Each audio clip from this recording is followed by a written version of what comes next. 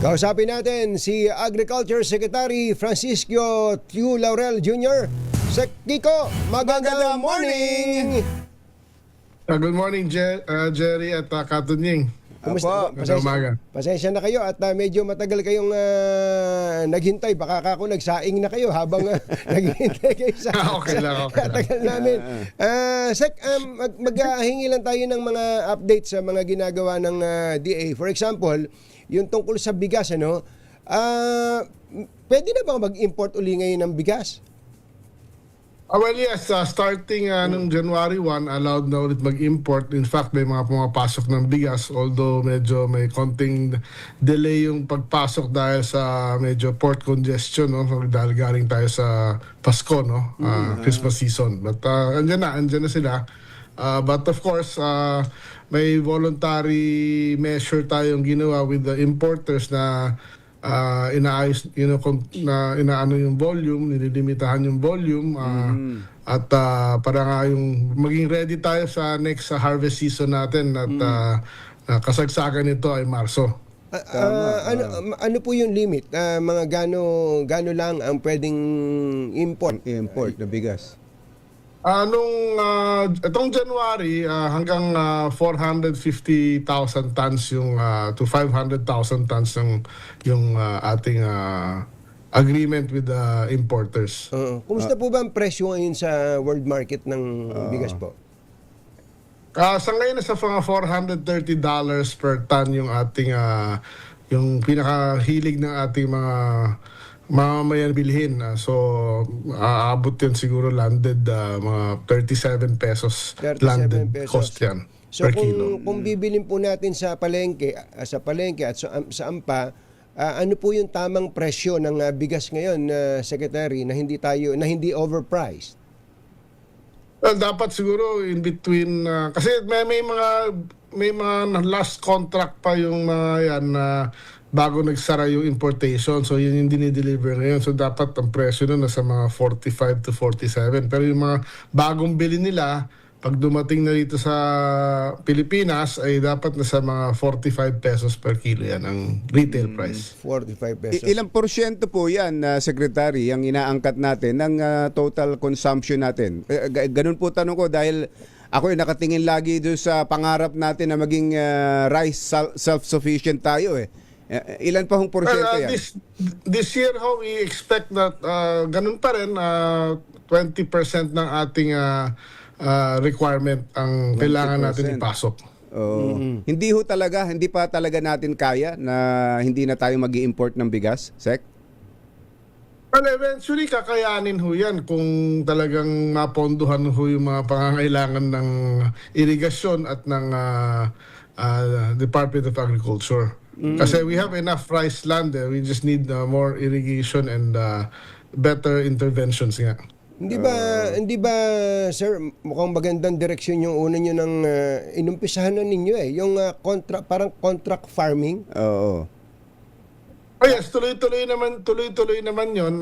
We are more ready. In fact nga, we are expecting a better production this year versus last year, and last year was actually better than the previous year. No, so tumataas naman yung ating production year by year, except nga meron tayong mga challenges katulad ng weather, bagyo.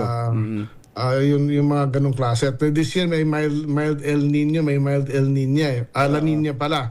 So those are the challenges that we face. Ini-expand po ba yan? Ibig sabihin nagtumatanggap pa kayo o naghahanap pa kayo ng pwedeng sumali sa contract farming na yan? Yes. Tuloy-tuloy naman yan at well, sa NFA din may mga farmers naman groups na mga kausap din sila para tuloy-tuloy bumili, and meron tayong cooperation with NIA. Meron din tayong tinatawag na yung agri-puhunan at agri-pangtawid na loan program na pag sila ay nag-avail ng loan program na yun, guaranteed na binibili din ng NFA yung kanilang palay. Parang sobrang ganda kasing pag-usapan yan, Secretary, sa kumbatsero. No? Yung bang imbis na individual farmer na meron kang sarili mong farm, mangungutang ka, Oo. mas mataas ang presyo ng abono, mataas ang presyo ng bini, lahat mataas.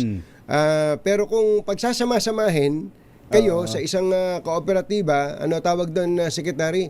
Economies of scale.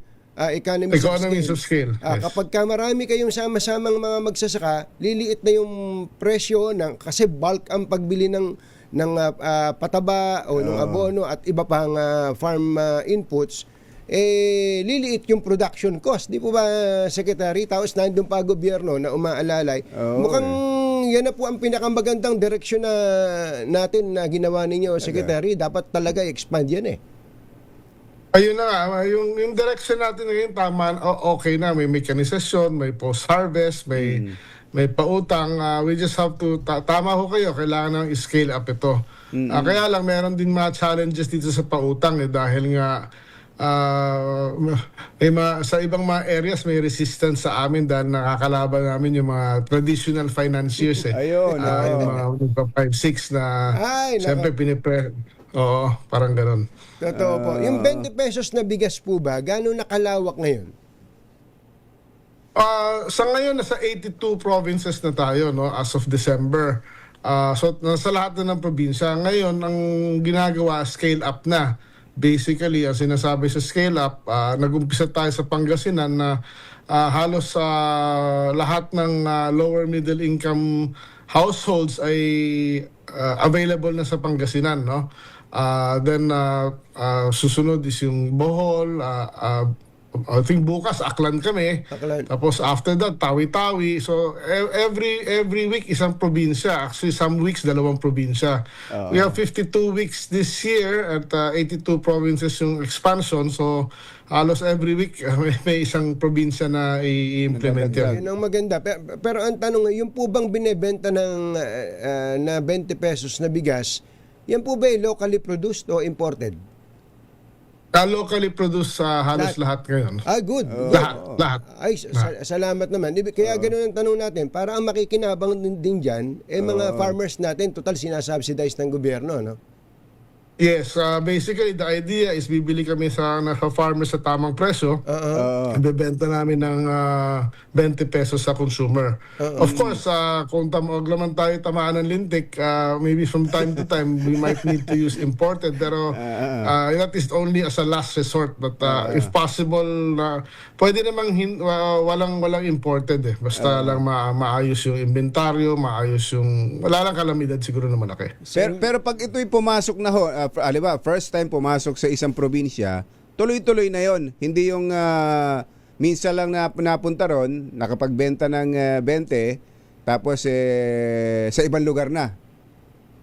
Ang utos ho ng ating Pangulo ay kailangan tuloy-tuloy ito hanggang sa katapusan ng kanyang administrasyon. So yes, tuloy-tuloy ho ito. Maganda yung kinukwento sa atin na interview natin kumpatsero si Governor Monmon Guico nung isang beses. Maganda dahil pinuntahan nyo, Secretary na yes, nag-launch. Nag-launch kayo dyan. Ang ganda nung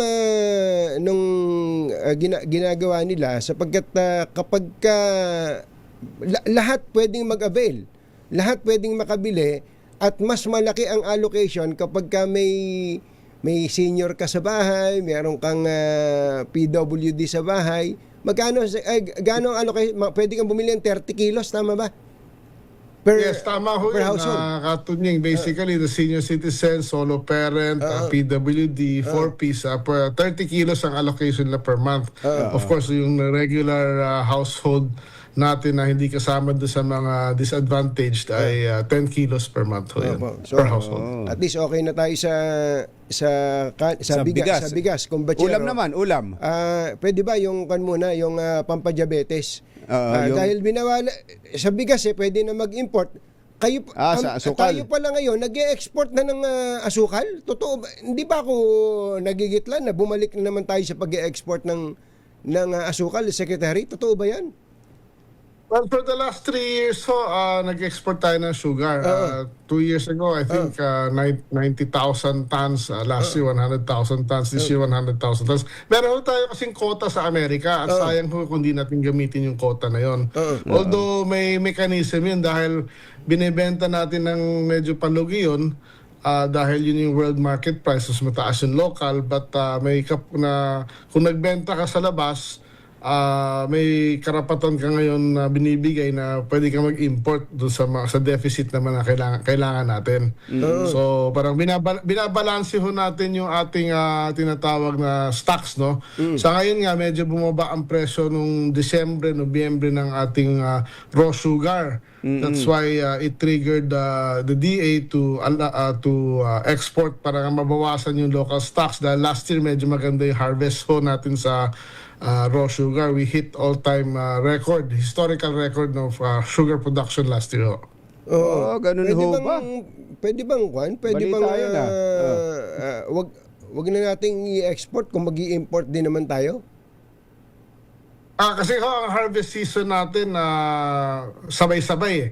So pag may kagaya nung mataas yung ating production yung last planting milling season, medyo masyadong marami din tayong raw sugar, kaya bumaba naman yung farm gate price. So ngayon, in order to manage it properly na para yung farmers hindi nga malugi, we triggered yung export natin nga, at yung import naman will be at a later date after harvest season na. Ayun. Ang importante, protektado ang ating mga local farmers. Yun ang mahalaga po, Secretary. Yes, we are trying to, that's what we're doing. We're managing yung sitwasyon. Katulad ngayon sa ating, balik tayo sa palay prices, yung sa kasagsagan ng harvest natin tong March at Abril at Mayo this year, ng palay, ang agreement natin with yung ating mga stakeholders sa rice industries, pabawasan natin ng malaki ang importation ng mga buwan na kasagsagan ng ating harvest para ma-maintain yung tamang presyo ng palay ho. Teka muna, naalala ko lang, Kumbatsero, pasensya na, bumalik kayo sa palay eh. Babalik din ako sa tanong. Pwede bang yung ini-import natin, kung yung pinapayagan yung ma-import, ibebenta lang dun sa mga lugar na hindi rice producing? Yun ang susunod na step towards, ang hinihintay lang namin, Katunying, is yung batas, no, ng Rice Act. Galing ako sa Kongreso 2 days ago to met with the Speaker Boji D na once mapasa yung bagong batas, meron na kaming leeway na mag-allocate kami. Yun talaga ang tama ho eh. Sa computation namin, ang buong Northern Luzon, hindi kailangan ng imported rice. Yes. So hindi dapat pumasok ang imported rice. And then, ang Mindanao naman kulang. Tsaka Visayas. Pero, let's say sa Visayas, kulang. Pero ang Iloilo, surplus. Hindi dapat pumasok ang imported rice sa Iloilo. Dapat sa labas ng Iloilo lang. Parang ganun. Ayun, palagay ko po mas nakatanggap-tanggap sa ating mga rice farmers yon o rice producing provinces na bawal ang imported dito. Ayaw natin kumain na. Sa Nueva Ecija, hindi kami kakain na Northern imported. Central Luzon, parang siguro. gano'n, di ba? Something like that ho. Maganda yun. Ayan, sa bigas yan. Sa ulam. Ulam naman. tayo, ulam. Gulay muna. Pampahaba ng buhay, Secretary. Sige. Madalas natin nagiging problema pag panahon ng kamatis. Sobrang kamatis. Tapos biglang darating ang time na pagkamahal-mahal ng kamatis. O kaya naman sa isang lugar, sobra-sobra ang supply ng sili. Ayan. Pero sa kabilang probinsya, sa katabi lang, kulang na kulang. Ito ba'y na-address na natin? Meron na tayo na ayos na sistema para hindi pabalik-balik yung ganung problema, Secretary? Yes, yun na nga. Yun na natin sinasolve natin yung pabalik-balik na problema, no? It's magandang balita ho na ibabalita ko na yung cold storage natin na network ay this year matatapos karamihan.